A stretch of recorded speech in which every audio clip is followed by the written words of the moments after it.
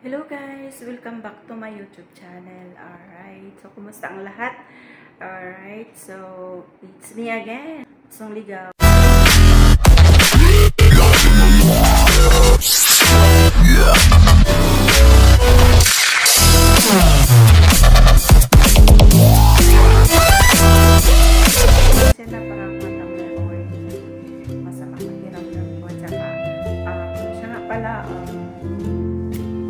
Prontahe po ako para-paraan lang. So, binigyan ako bro.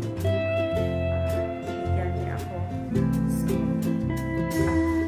lulutuin ko siya sa paraan. Sa paraan na alam ko. Alright. So, ipapakita ko sa inyo. Mamaya.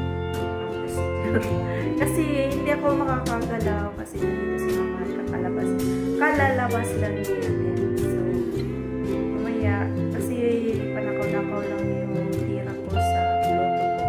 Kasi labas-pasok si Madam Juanita sa kusina. Kasi nagluluto din siya sa mga Alright, so tabayan natin. Ito ang ipapakita ko sa inyo. Alright, so andito na. May nahiwa-hiwa na po ako mga ricados natin. Alright, onions, patatas, carrots,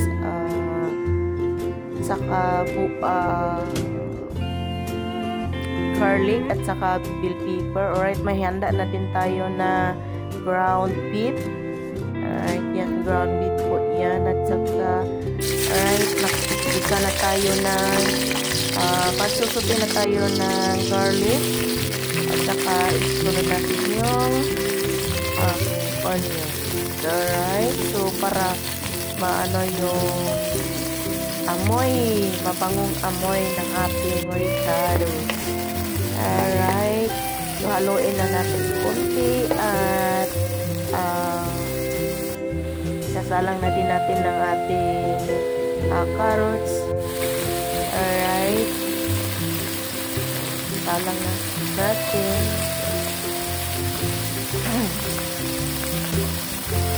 So, ganun lang. Simpleng mix lang.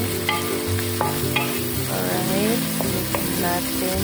Sa mga mahilig magluto siya, pasensya na po ay ito ay sa akin ay para-paraan lang. Alright. Sunod natin ang patatas. Mix natin. Alright. So, yun ang ating patatas, no? Natin para ma-observe ang kanyang paglalambot. Alright. Pinahuli natin ng ating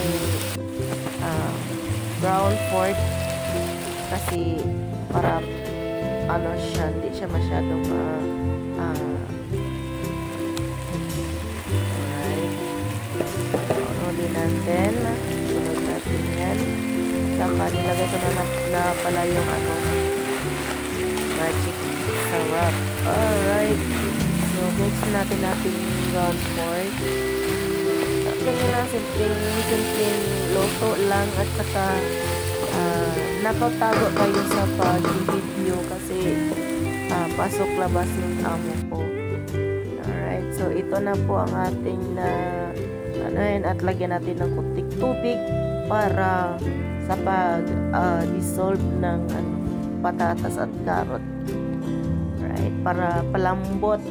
Alright, so lagyan din natin ng tuyo para panlasa ng mga Pinoy. Ang panlasang Pinoy natin. So, yan. No lang ang timpla ko dyan is 2 cubes ng magic syrup. At saka lagyan natin ng mix natin hanggat sa makakain na. Alright, so itong bell pepper natin anghang to. So pinahuli ko siya kasi parang malasahan ko yung anghang niya. So hindi ko siya sinabay kanina. So ganito ang sikretong mga mahilig ng sili. Alright, so pinahuli yung sili para I mean, lasahan yung sili, no? Sa bandang dulo. Alright, so, ito na ang ating bagong loto na para-paraan na pang ano lang, pang kusina lang na loto.